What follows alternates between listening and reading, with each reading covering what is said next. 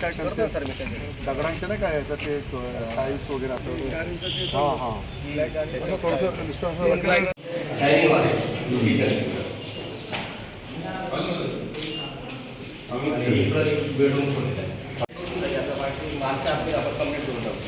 बघा आता हे करा ना, याला लॉन करून टाकू आपण. पण जेवढं ग्रीनरी असेल तेवढं चांगलं. एवढं प्रशिस्त करून टाकायचं, घास दिसते हे झाड पण काढा, इथं साफ करा ना. इथंच गाडून टाका जागा खड्ड्यात इथं इथं टाका ना, तिथे लावून टाका ना. त्यातून सांगतो चांगलं करा, स्वच्छ राहिलं पाहिजे.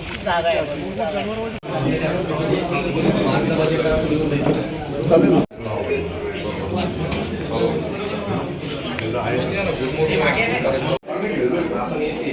हां बाई चांगले गेले.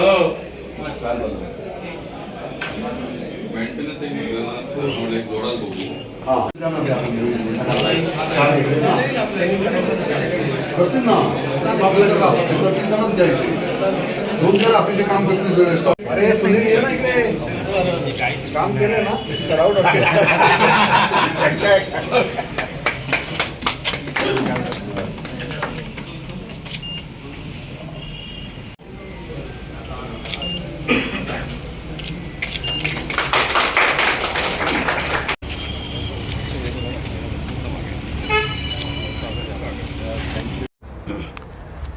संपूर्ण मतदारसंघामध्ये मागील 5 वर्षामध्ये जी विकास कामे मंजूर करून आणलेली आहेत त्या विकास कामांचे आता पूर्ण होत असताना काही कामांचं लोकार्पण आता सुरू झालेले आहेत.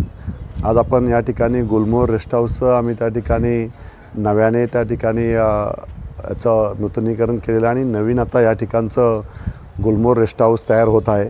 याची पाहणी करण्यासाठी सुद्धा मी आज आलेलो आहे. मार्चपर्यंत हे गुलमोहर रेस्ट हाऊस पूर्ण होईल.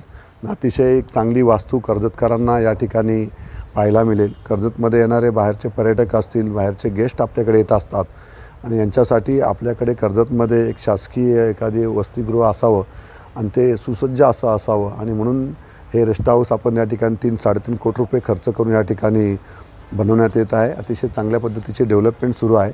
मार्चपर्यंत पूर्ण होईल आणि हे वसतिगृह हे गुलमोहर हे ऐतिहासिक वसतिगृह या ठिकाणी PWDचं आहे.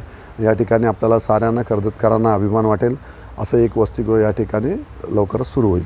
शासनाचा या संदर्भात प्रस्ताव आहे, सर्वे सुरू आहे. नवीन जिल्ह्यासंदर्भात संपूर्ण आता सरकार त्या बाबतीत विचाराधीन आहे आणि लवकरात लवकर या संदर्भात आपल्याला माहिती मिळेल.